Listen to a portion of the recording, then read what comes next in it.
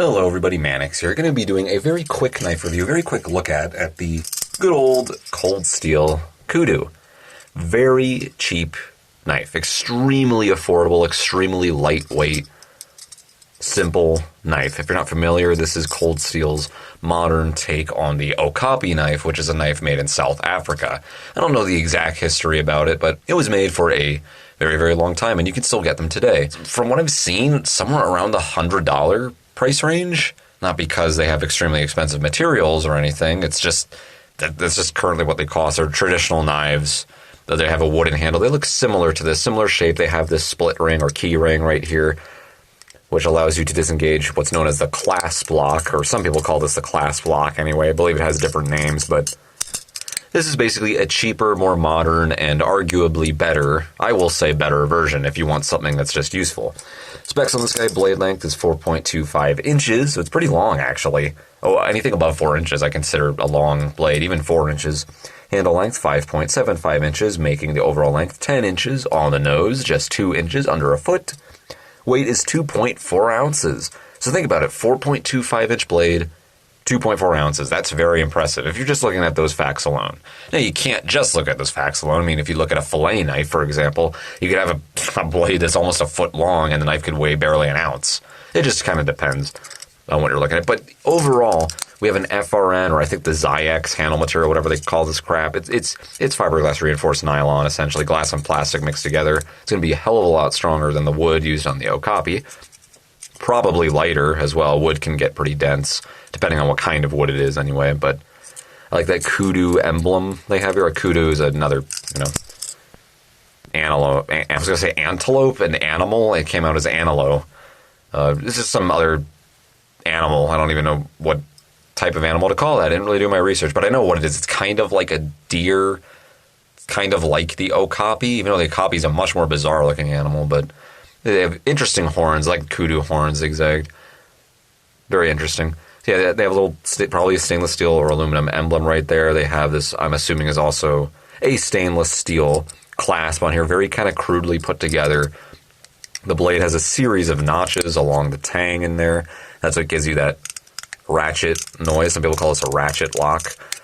And essentially, once the space is cleared, this kind of works like a lockback. I have a separate video on this, but essentially, there's a gap in the blade, as you can see right there, in the tang, and right when it clears, the clasp drops down in place because there's constant pressure on here, the pressure being applied back on the handle itself right here that it kind of seesaws on. Not that it really seesaws like a lockback, it's literally just a flattened piece of metal laying on top of the FRN handle right here that somewhat pivots on this pivot right here, the pin, as you can see. Then you have to lift up this metal in order to free the blade from the lock, as you can see, which absorbs both the negative and positive force. And technically you could use your fingers, but that's going to be pretty tricky. It's pretty tight, actually. This split ring helps quite a bit just to lift it. Gives you extra leverage right there. And boom, closes shut. One of the, what we'll also call ratchet cutouts right there, is what keeps it in place.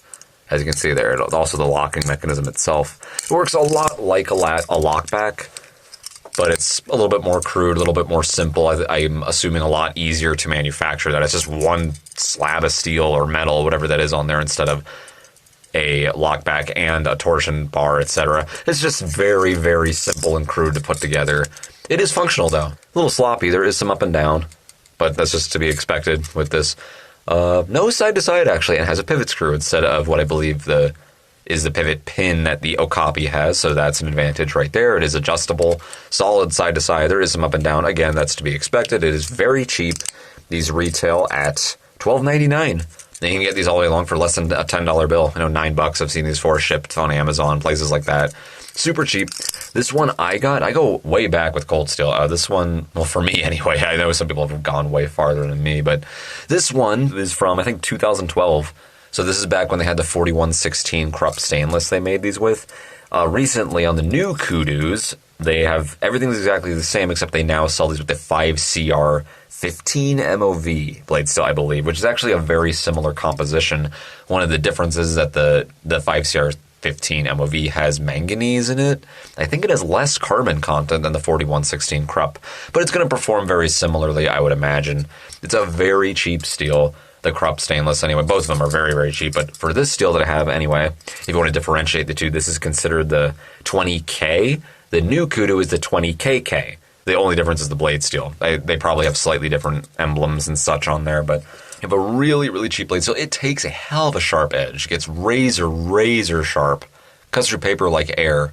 But it will not hold it for crap. But that's okay. You know, for less than a $10 bill, there's nothing really much more you can expect. It's actually completely adequate. They put a decent heat treatment on it. It's actually a very good performing blade steel for the money. Again, less than $10, you're getting almost a 5-inch blade on here, just above 4 inches. It's extremely lightweight. The lockup is decent enough. You can't open it with 2 hands easily. You can, you know, not very safe. If your thumb slips, you're going to get cut right there. There's no thumb stud on it, unfortunately. If they put a thumb stud on there, or if you put your own on there, that would be cool. But usually you can use a snail nick. I usually just kind of crudely grab it with my fingertips and just quickly open it up. You can practice with it. You can actually open this pretty quickly with 2 hands. You know, you don't have to have a one-handed opening knife, but it's just not considered a modern tactical blade because of that, I would put it anyway. No pocket clip either. So it's not really an EDC knife, but you certainly could use it for EDC. You just don't have a pocket clip, and you can't easily open it with one hand, though you can. So I've seen some people do some tricks with this thing with the split ring. This is not the split ring it came with. It came with a regular, more squared off kind, but I got this fancier looking one. I believe the new ones do come with a split ring that has this sort of style on it that's beefier, and it's got these ridges on it, but what do I know? It's a very great knife for the money. Would I EDC this? No. There's plenty of way better knives out there, I think, for EDC, because they have pocket clips, I can open and close them with one hand, etc. However, this knife is still very impressive. The lightweight and its length of blade, those two together, and the fact that it does lock, it's not a slip joint, it's not a weak knife. We have an FRN handle here, which is very strong. It's a very strong, modern, cheap, lighter, I believe, version of the Okapi.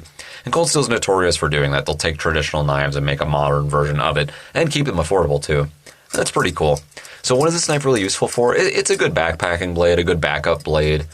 Throw in a car, you know, backpack on a camping trip or tackle box. Again, we have a lot of edge here. That's not to be laughed at. Once this is in your hand, you know, it's comfortable, it's slim, but it's probably not going to get knocked out of your hand very easily simply because the sheer amount of handle you have there. Good luck getting it knocked out of your hand. It's a fully usable edge, dudes. Absolutely. It's cheap as crap, but you know what? It's actually a useful knife for the money. You can't really say anything bad about it for its cost, anyway. It's really cool. It's traditional. It's cool to just have in the collection. I love how it's so affordable. Absolutely usable, lightweight folder. Very usable edge right there for the money. No, it won't hold an edge, but it sure as crap will take one. And on this FRN handle, or Zyx, whatever the hell it is, it's got this cool kind of wood grain-like pattern on it to kind of mimic wood, which is kind of interesting too. It's got some grip to it, yeah.